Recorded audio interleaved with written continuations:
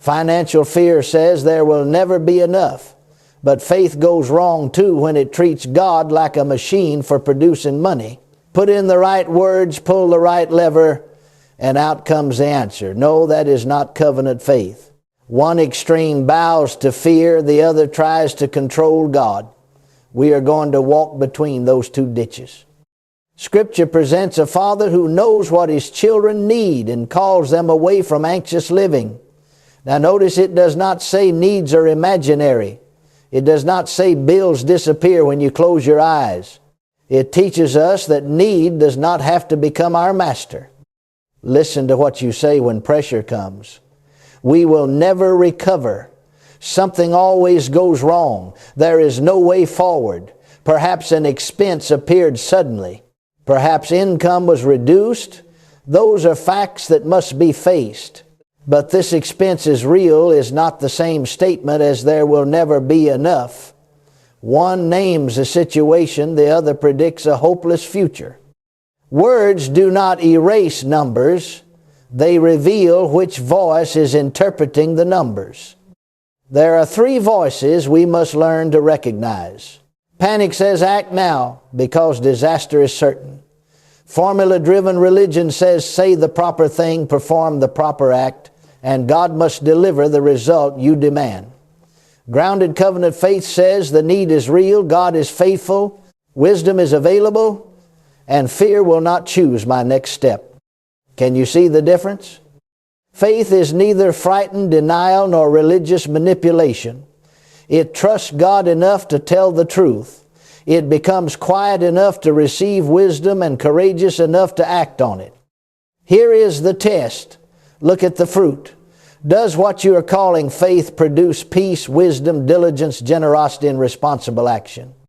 Or does it produce panic, passivity, reckless promises, and disappointment? Do not judge a confession merely because it sounds bold. And do not accept a fearful statement merely because it sounds practical. Judge the tree by what grows from it. Say this with me. I will face the facts, but I will not let fear interpret my future. I will trust God, seek wisdom, and take the next responsible step. That is where we begin. But now we must examine the first voice more closely.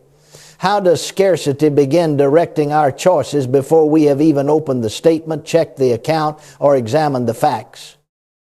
Now, how does scarcity take charge before the facts are known? It begins with one real problem and then preaches an entire sermon about the future. A bill is due. That is a fact. Income has been reduced. That is a fact. An unexpected expense has appeared.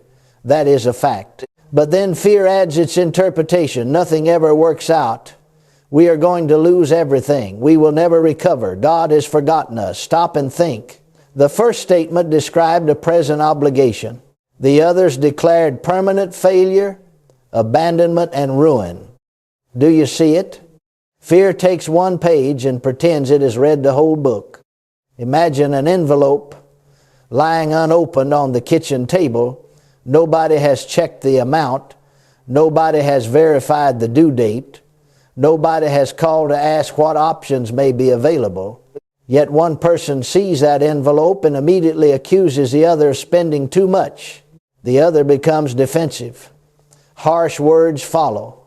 Neither one sleeps well. By morning, they are considering a desperate financial decision simply because they want the discomfort to stop. All that activity and the envelope is still unopened.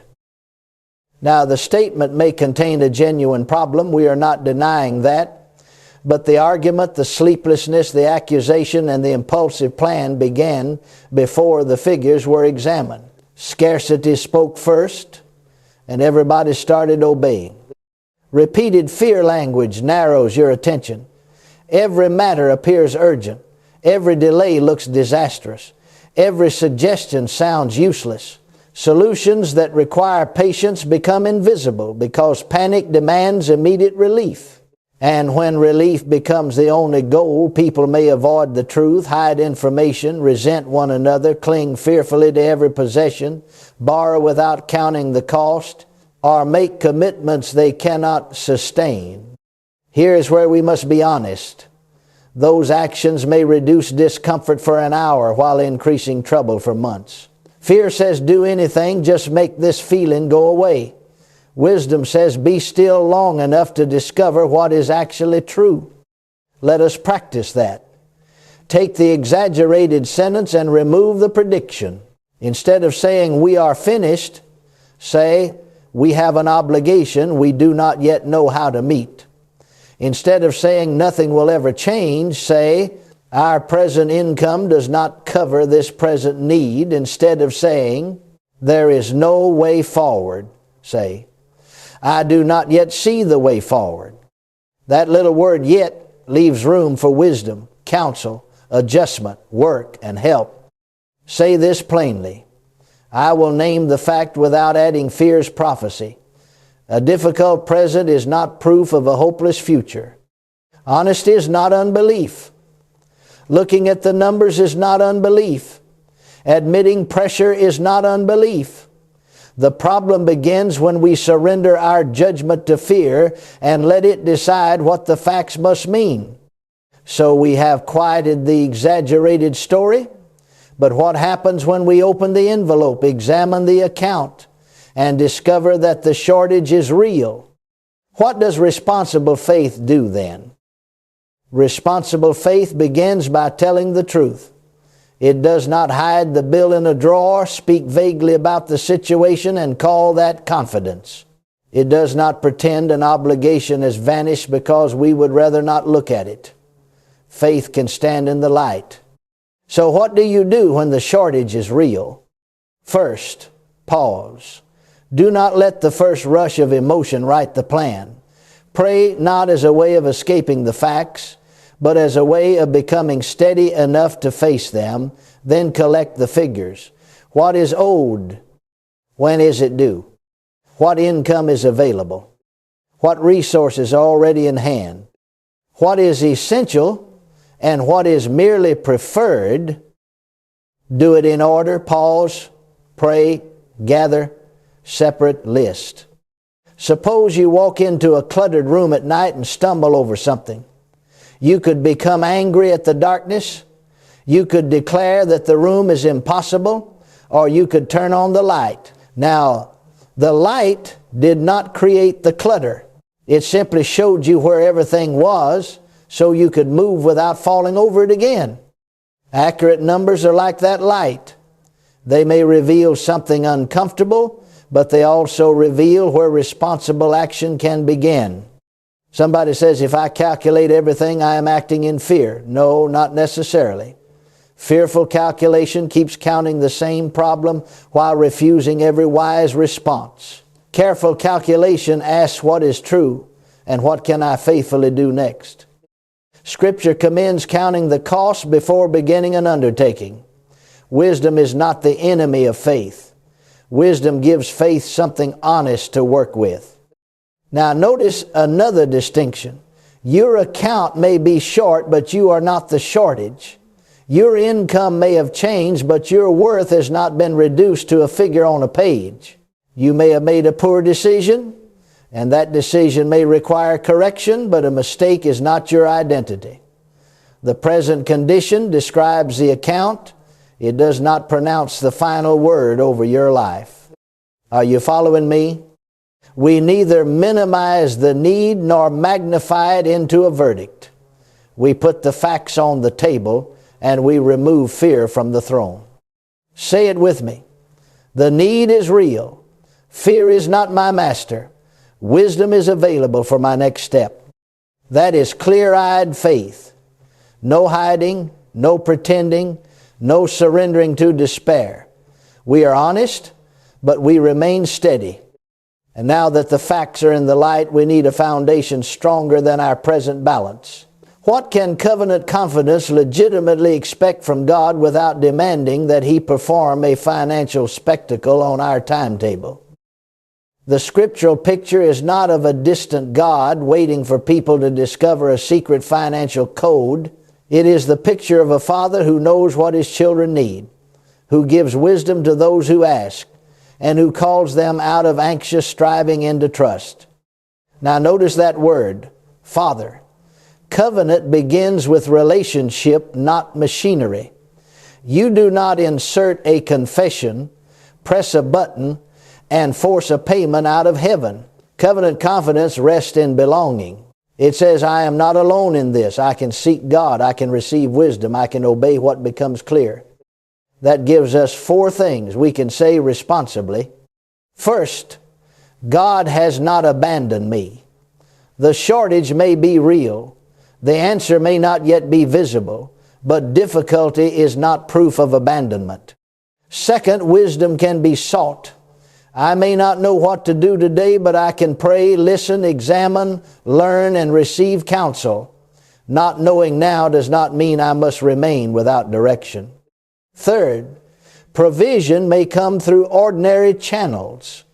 It may come through work, cooperation, a changed plan, a restrained purchase, a useful conversation, or timely help. We should not become so fascinated with the spectacular that we overlook the answer wearing work clothes. Fourth, fear need not govern me. Pressure may speak loudly, but it does not have final authority over my attitude or my next decision. You see, we sometimes define provision too narrowly. We ask for money, and perhaps the first answer is guidance. We ask for increase, and perhaps wisdom first shows us what must stop leaking away. We ask for an open door, and perhaps we are directed to strengthen a skill, repair a relationship, or accept help from others. Provision may include endurance for a demanding season and clarity about changed priorities. Unexpected money can be a provision, certainly, but it is not the only form God's care can take. Think of a parent teaching a child to walk. A caring parent does not remove every object from the world and carry the child forever. The parent stays near, reaches out, gives instruction, allows practice, and helps the child rise after a stumble. Support does not eliminate development. Care includes help, but it also includes teaching. Somebody may say that does not sound dramatic enough. Well, steady faithfulness does not become inferior merely because it arrives quietly. An honest plan, a needed conversation, strength to continue working, and wisdom to avoid another mistake may not produce a sensational story, but they can preserve a household. Never despise ordinary channels while waiting for an extraordinary one. Say this with me. I belong to God. I can seek His guidance. I will remain teachable. I will trust His care, and I will recognize provision in whatever faithful form it comes. Now test the fruit. Covenant confidence should make us calmer, not careless, more truthful, not evasive, more willing to listen, not stubborn, more ready to act, not passive. Praise God, trust gives us somewhere firm to stand while we do what wisdom requires. But that brings us to another important question. If covenant confidence is relational trust rather than a transaction, what does speaking faith actually accomplish? What is confession meant to do, and what was it never meant to do? Confession, in its soundest sense, is agreement. It is bringing your speech into agreement with truth, with trust, and with the responsible action you intend to take. It is not a way of controlling God. It is not a verbal trick for controlling circumstances. It is the discipline of refusing to let fear do all the talking. Listen to these 3 statements. Panic says, this shortage will destroy us. A demand disguised as faith says, I have spoken, so God must give me the exact amount by the exact time I name. Grounded confession says, this need is real. God has not abandoned me. I can ask for wisdom, and I will take the next responsible step. Now notice the difference. The first statement surrenders the future to fear. The second attempts to seize control of the future. The third places confidence in God while accepting responsibility in the present. Faithful speech may not instantly change the balance in an account, but it changes the posture from which you face that balance. Instead of shrinking back, you can examine. Instead of accusing, you can listen. Instead of rushing, You can pray and choose. That matters, because many financial problems are made worse by the posture people bring to them. Think about a compass. Before a traveler begins walking, the compass is set toward the right direction. The compass does not pick the traveler up and carry him to his destination. He must still walk. He may need to climb, rest, change pace, or go around an obstruction. But the compass keeps him from turning every anxious impulse into a new direction. Confession works like that.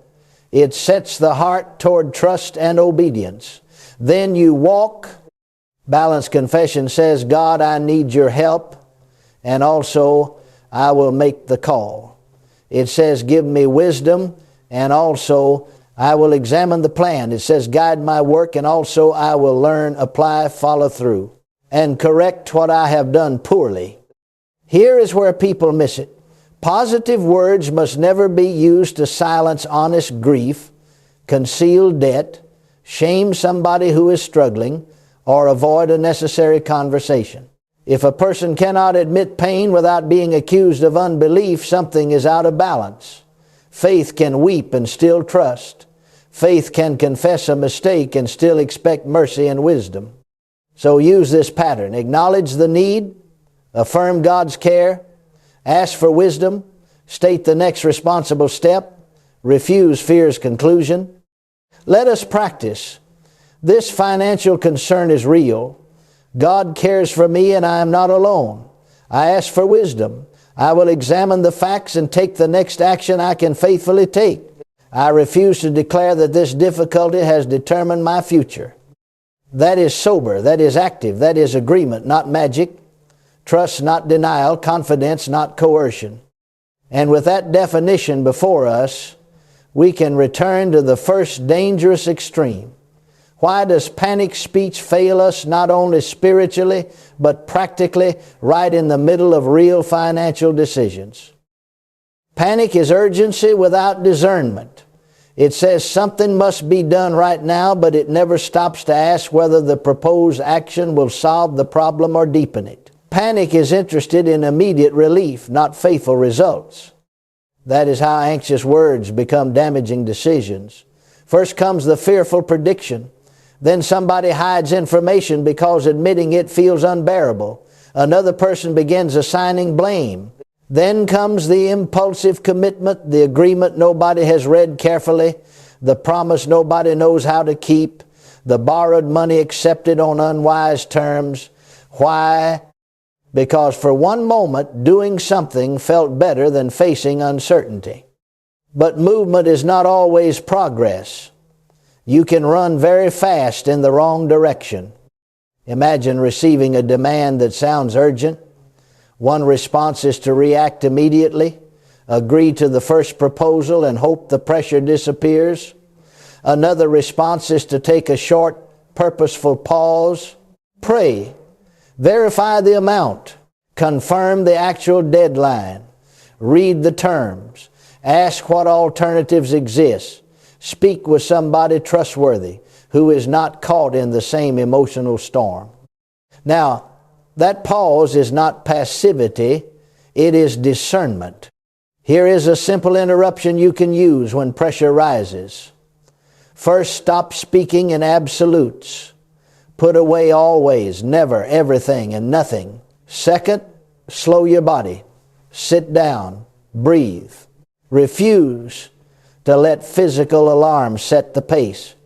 Third, write the decision in one clear sentence. What exactly are you considering? Fourth, identify the real deadline.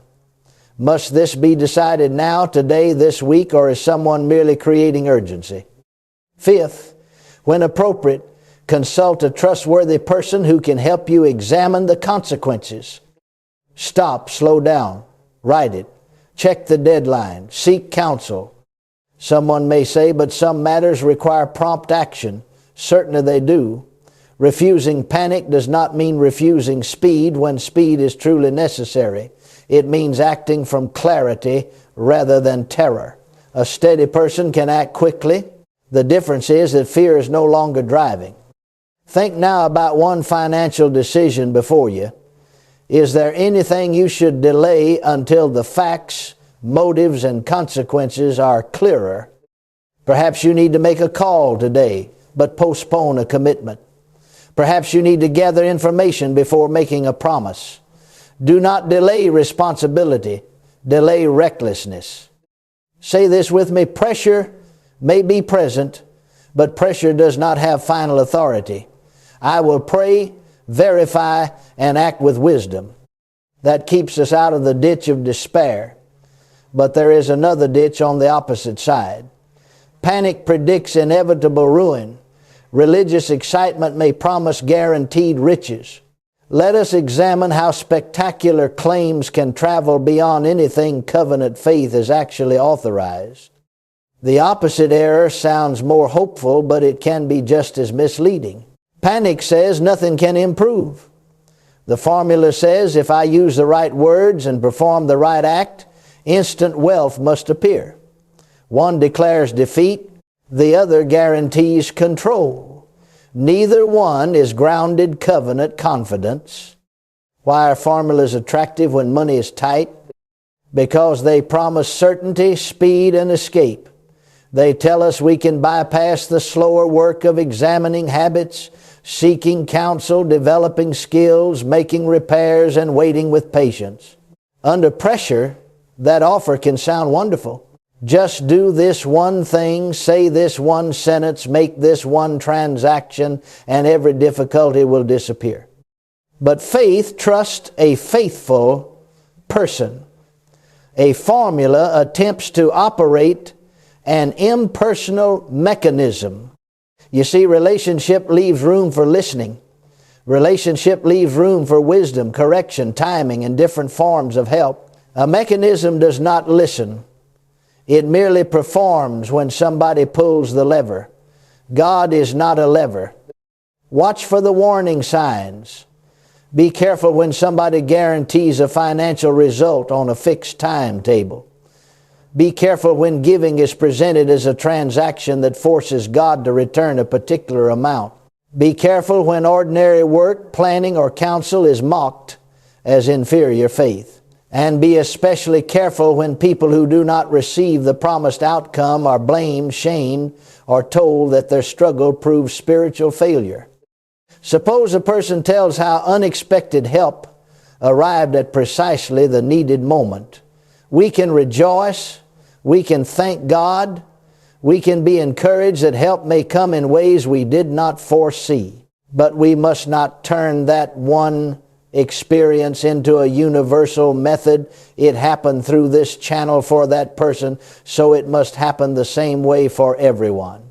An illustration can strengthen hope without becoming a law.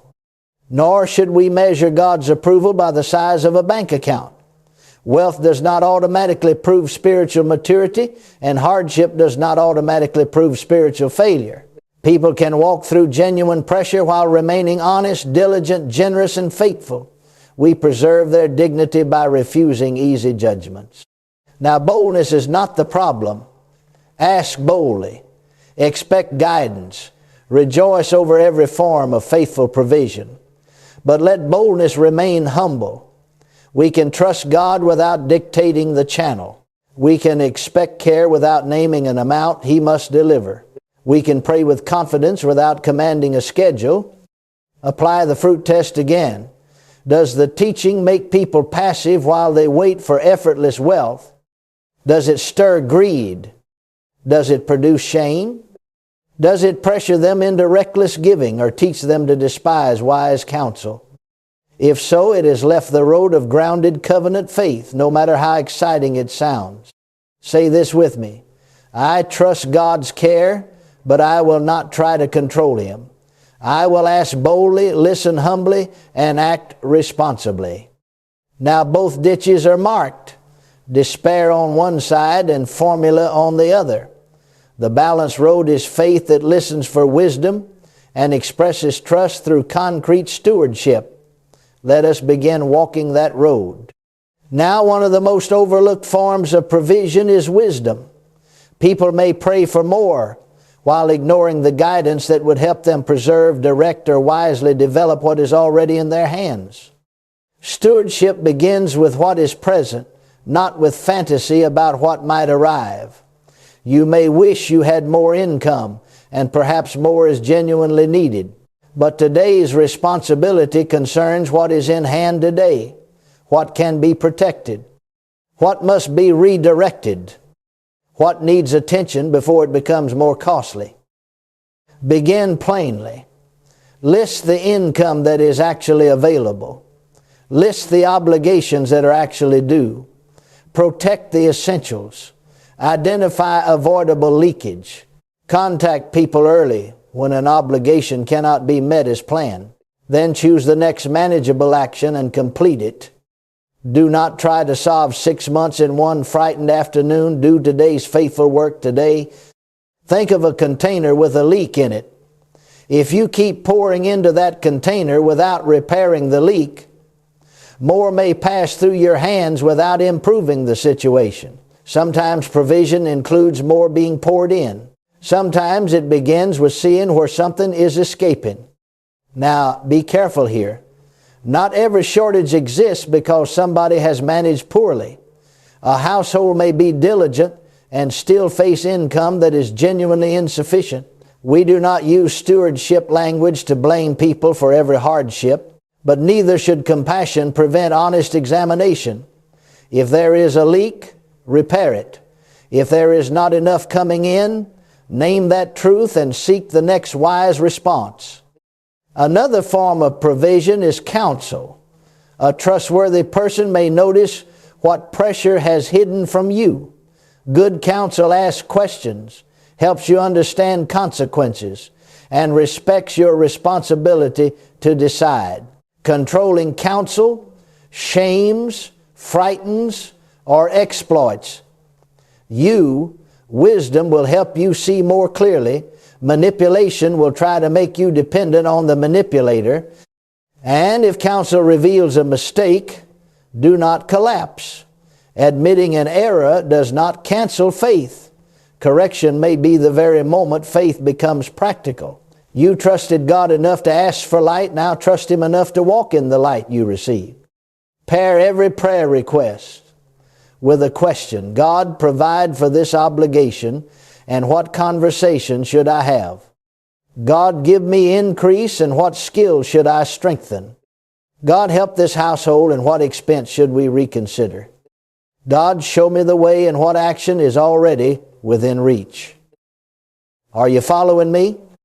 Prayer opens the heart to help, and stewardship gives that help a place to operate.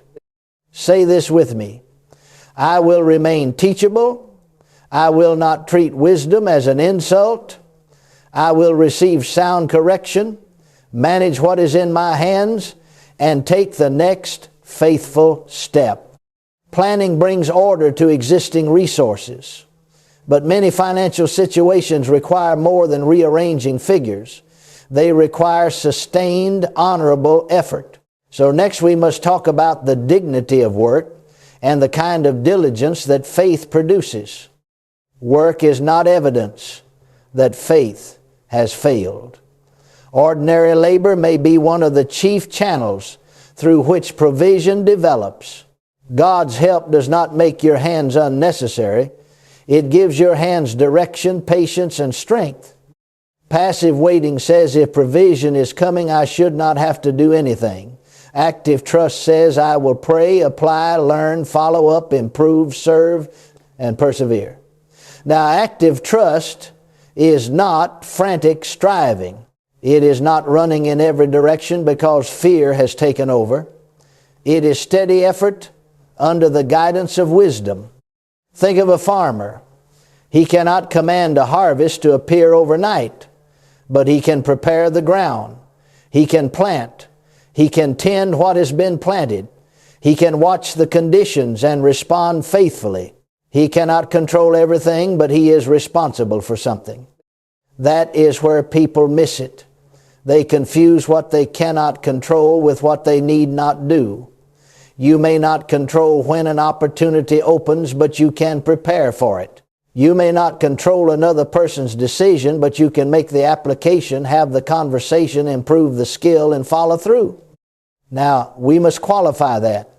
Diligence does not guarantee immediate opportunity, and people who work equally hard do not always receive equal results.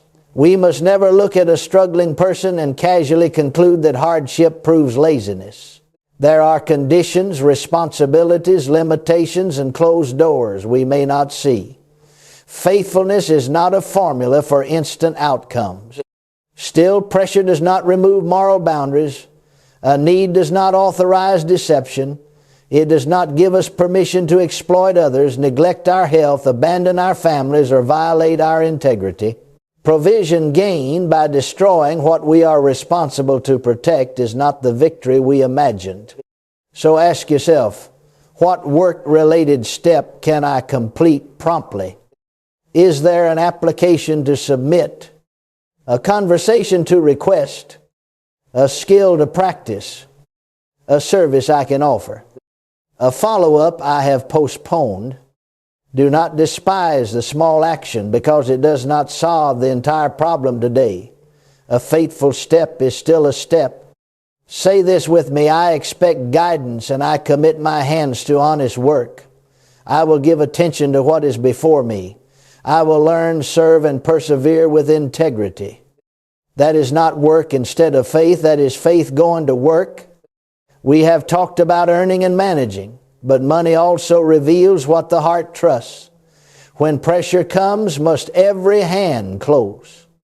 Or can covenant confidence preserve generosity without becoming reckless or manipulative?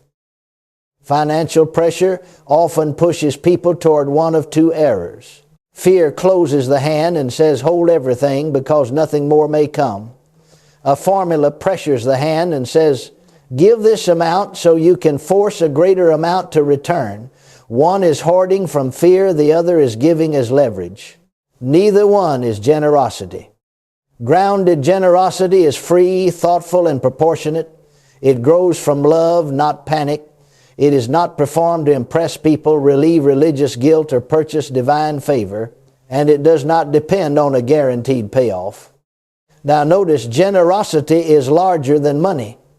Depending on your genuine capacity, you may give time, attention, hospitality, encouragement, practical skill, or material help. A person with limited finances may still listen to someone who is lonely, prepare a meal from what is already available, help with a task, or share useful knowledge. An open heart can express itself in more than one form. But generosity needs boundaries.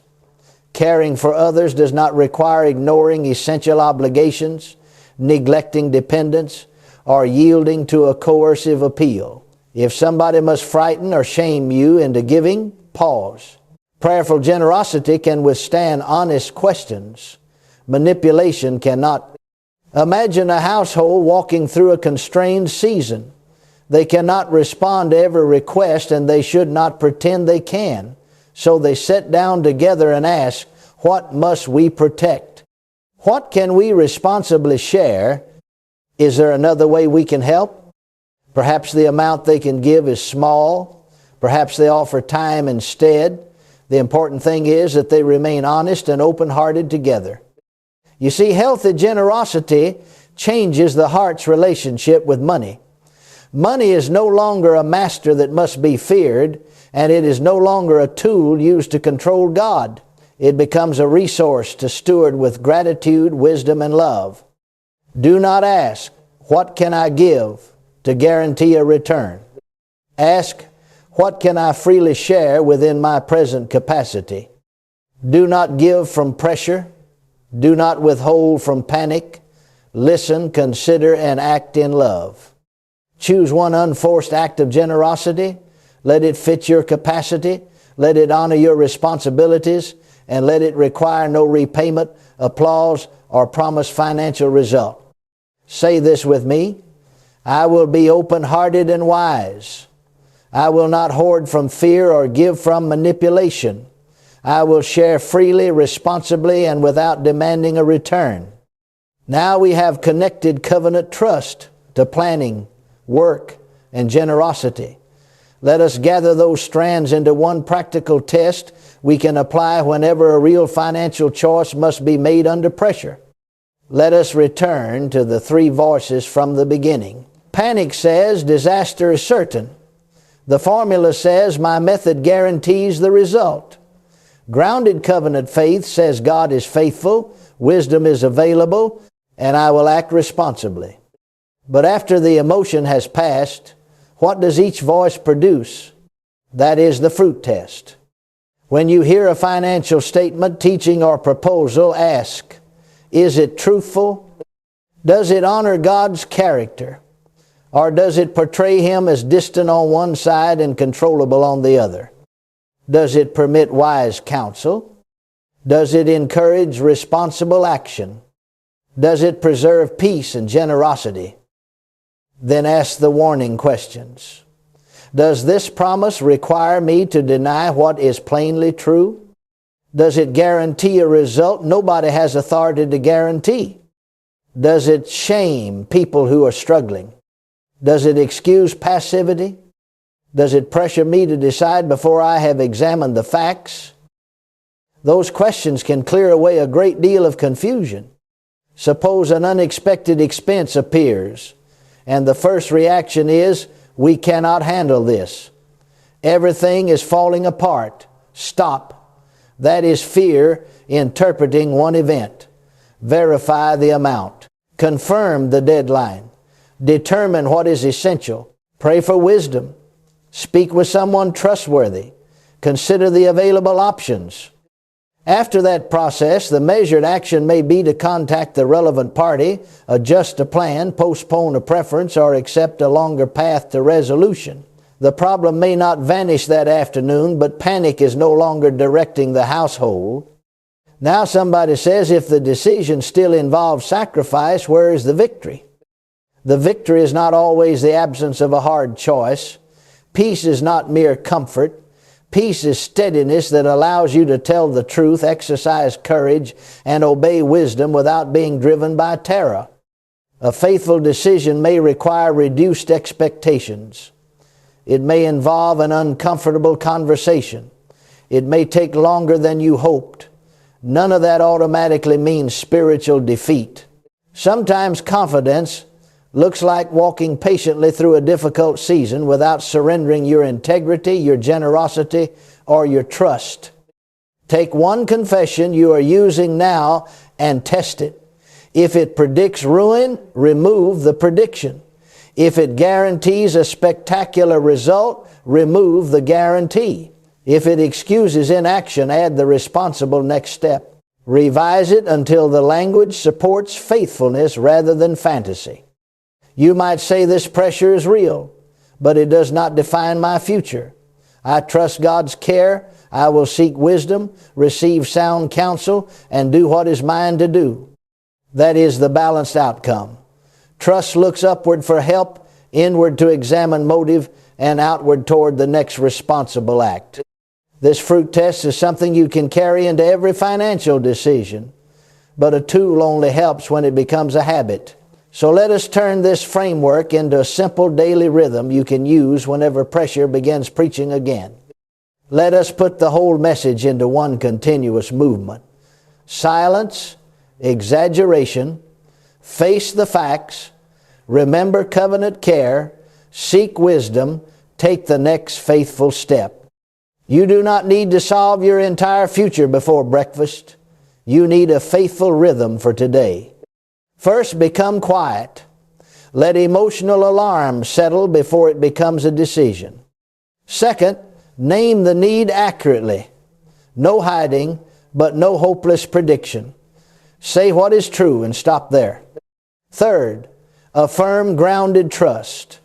God is faithful. You are not abandoned. His care is not limited to one channel or one timetable. Fourth, ask for wisdom. What should be protected? What conversation is needed? What correction, counsel, or opportunity should receive attention? Fifth, complete one responsible action. Make the call, open the statement, update the plan, submit the application, practice the skill, do the next thing you can do with integrity. In the morning, pray for guidance before fear begins arranging the day. Ask what deserves my attention today and how can I act faithfully. In the evening, review without condemnation. Give thanks for every form of help. Admit what needs correction. Then identify tomorrow's priority and release the rest from anxious rehearsal. On difficult days, keep your language steady. God is faithful. I am not abandoned. Wisdom is available. Fear will not make this decision. Now, if this message has exposed something, repair it. Is there a hidden bill? Bring it into the light. An avoided conversation. Arrange it. An impulsive commitment. Examine the terms and seek wise help. A neglected plan. Return to it. A passive job search. Take one concrete step. A manipulative confession. Replace the demand with humble trust and responsible action. Do not merely admire the principle. Practice it. Say these words with me, one line at a time. I belong to God. I will face the facts. Fear is not my master. I will ask for wisdom. I will remain teachable. I will work with diligence. I will act with integrity. I will be generous without recklessness. I will receive help without shame. I will take the next faithful step. And I will trust God with what I cannot control. Financial pressure may say there will never be enough, but hopelessness does not get the final word. And yes, God provides. But He is not a machine to be controlled by a phrase, a performance, or a transaction. He is faithful, and covenant faith responds to that faithfulness with trust. So let your heart become settled. Let your hands become diligent.